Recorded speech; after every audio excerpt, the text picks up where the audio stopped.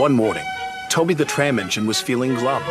The other engines were busier than ever, but poor Toby hadn't taken any passengers to Henrietta for weeks, only shunting freight cars in the yard.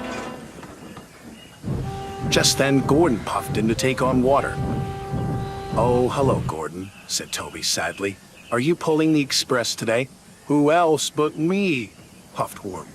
"You're lucky to always have passengers," remarked Toby. "You know, Henrietta and I haven't gone this long without passengers since. Well, not since my old tramway closed down." Then Toby remembered. "It was back in the good old days," chuckled Toby. "We had our own line, Holt Freight, and Henrietta was always bustling with passengers. They'd visit us on holidays and always remembered our names. But then they stopped coming back. My line was closed and the good old days were over." "It would be nice to have my own tramway again," sighed Toby, "like having my own branch line." "Oh," snorted Gordon. "Branch lines are just useless extensions of the important main line. That's all Sir Topham Hatt cares about." And he puffed rudely away. Just then, Thomas puffed into some freight cars. He saw Toby, looking dismayed. "What's the matter?" asked Thomas.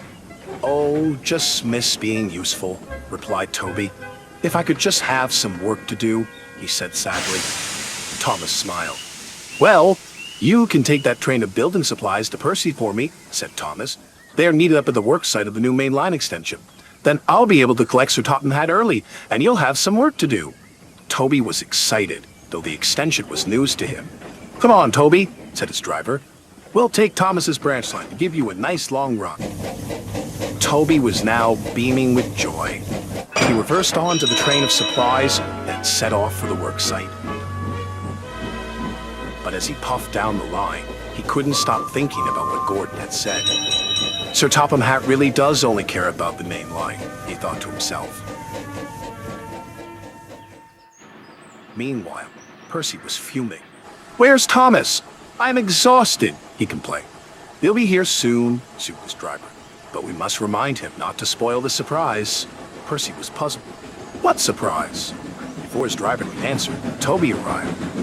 "Here are the building supplies, Percy," he panted. "Toby, what are you doing here?" he snapped. "I'm sorry. Thomas said I could deliver these supplies for him. Is there anything else I can do to help?" Percy eyed a long line of freight cars, full of scrap and tree branches. "You can take those cars back to the yards for me," he replied. The train looked quite heavy for Toby, but he agreed. He rolled onto the special junction, called a Y, to change directions. He then buffered up to the heavy train and was on his way. Soon, Toby was pushing the heavy train of freight cars up a big hill.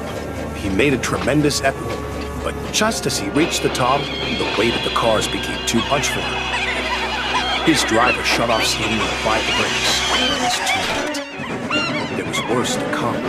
As Toby thundered toward the worksite, he saw Percy dead ahead on his track. "Look out, Percy!" cried Toby. Toby rocketed past Percy into some bushes in the worksite. Toby shut his eyes and braked with all his might.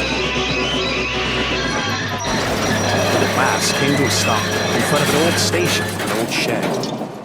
When Toby opened his eyes, he couldn't believe where he was. Percy pulled up behind him. "Are you all right, Toby?" he gasped. Toby was bubbling with excitement. "Percy, this is my old tramway. And look, there's my old shed. I never thought I'd see it again." Just then, Thomas arrived with the work crew and Sir Topham Hatt. He spoke sternly to Toby. "You should know your own strength by now, Toby," he boomed. "I'm sorry, sir, but I only wanted to help." "I'm aware of that. I'm just glad to see you're safe, though it's a shame you spoiled your surprise." Toby was confused. "My surprise, sir?" Sir Topham Hatt smiled. "Yes, Toby, our new extension is in fact a restoration. We are restoring and connecting your tramway with the main line and Thomas's branch line." Toby grinned from buffer to buffer. He almost couldn't believe it. "Oh, sir! Thank you, sir!" he cheered happily.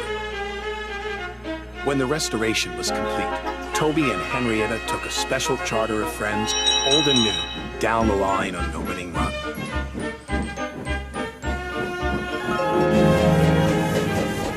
For Toby, it seemed the good old days were here to stay.